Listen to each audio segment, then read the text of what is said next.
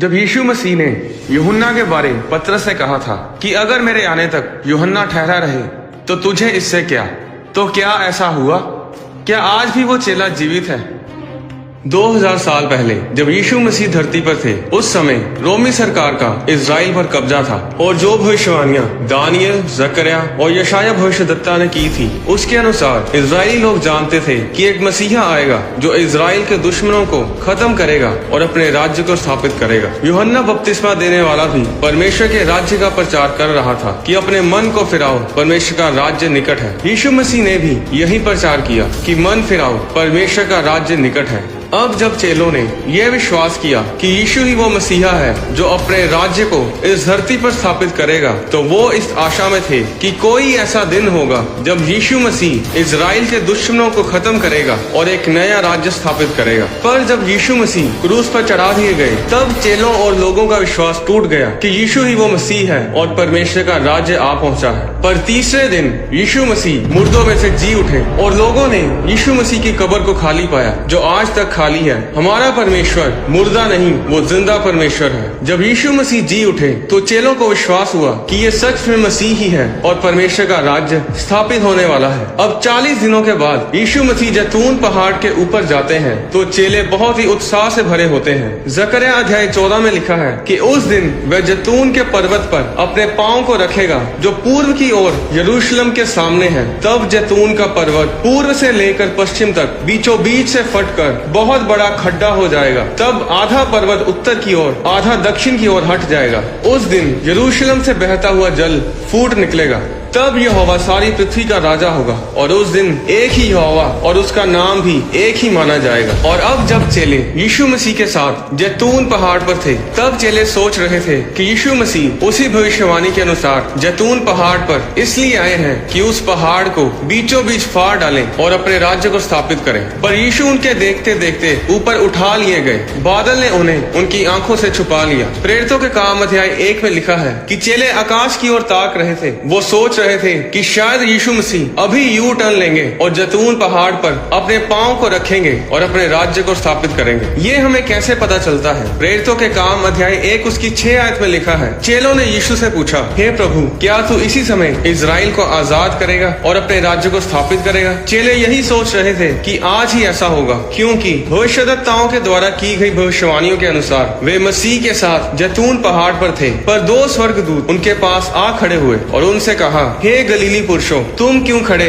आकाश की ओर देख रहे हो? यही यीशु जो तुम्हारे पास से स्वर्ग पर उठा लिया गया है, जिस रीति से तुमने उसे स्वर्ग को जाते देखा है, उसी रीति से वह फिर आएगा।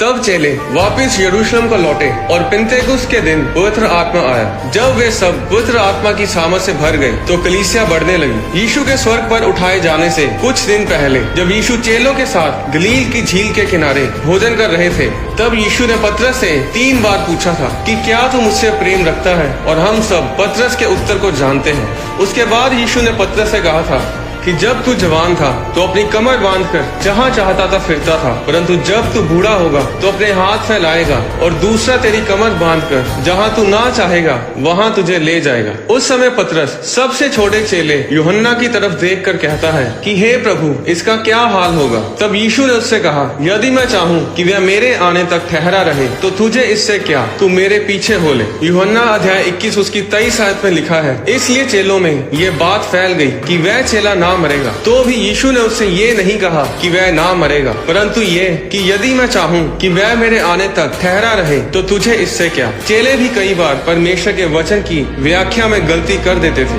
अब चेले मन में ये सोचकर बैठे थे कि यूहन्ना कभी नहीं मरेगा, क्योंकि यीशु ने उनसे कहा था कि तुम में से कुछ ऐसे हैं कि वे जब तक मनुष्य के पुत्र को उसके राज्य में आते हुए ना देख लेंगे, तब तक मृत्यु का स्वाद कभी न चखेंगे।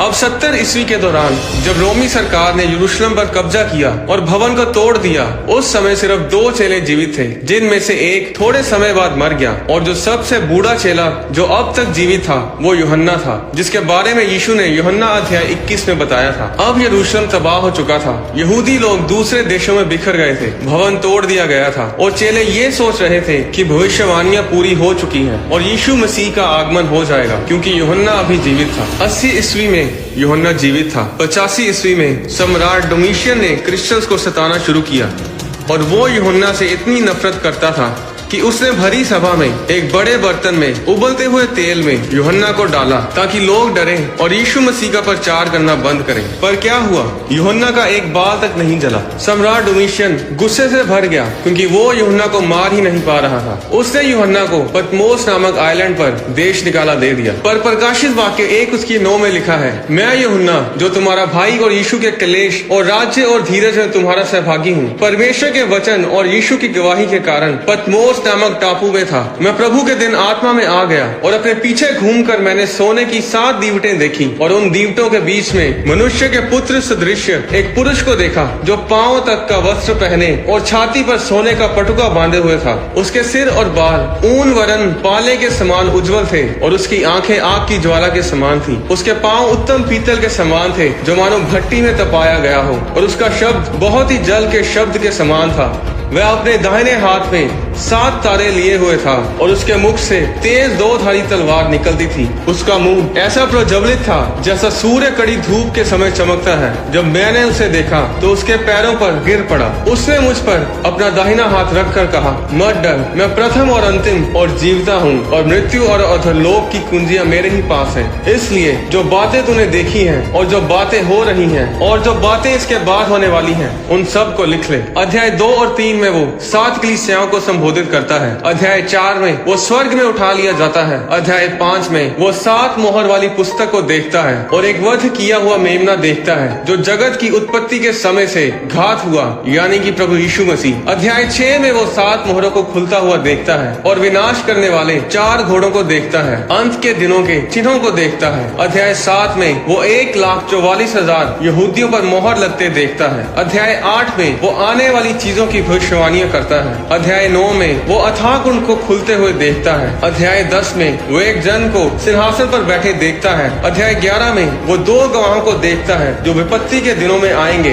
और 1208 दिन तक भविष्यवाणियां करेंगे। अध्याय 12 में वो एक स्त्री को देखता है जो सूर्य ओढ़े हुए थी। ये इजराइल है जो एंटी क्राइस्ट यानी मसीह विरोधी से बचकर जंगल को भाग गई, जहाँ परमेश्वर की ओर से उसके लिए एक जगह तैयार की गई थी कि वहाँ वह 1208 दिन तक पाली जाए। अध्याय 13 में वो एक पशु को समुद्र से निकलते देखता है जो एंटी क्राइस्ट यानी कि मसीह विरोधी है, जिसके 10 सींग और 7 सिर थे। उसने झूठे भविष्यद्वक्ता को देखा जिसके मेमने के से 2 सींग थे और वह अजगर के समान बोलता था। अध्याय 14 में वो 1,44,000 यहूदियों को परमेश्वर के सिंहासन के सामने उठा लिए देखता है। अध्याय 15 में वो और विपत्तियों को धरती के ऊपर आते देखता है। अध्याय 16 में वो फिर धरती पर छोड़ी गई विपत्तियों के बारे में बताता है। अध्याय 17 में वो भेद बेबीलोन के बारे में बोलता है। अध्याय 17 और 18 में वो भेद बेबीलोन के विनाश को देखता है। अध्याय 19 में मसीह के आगमन को देखता है। एंटी क्राइस्ट और फॉल्स प्रॉफिट को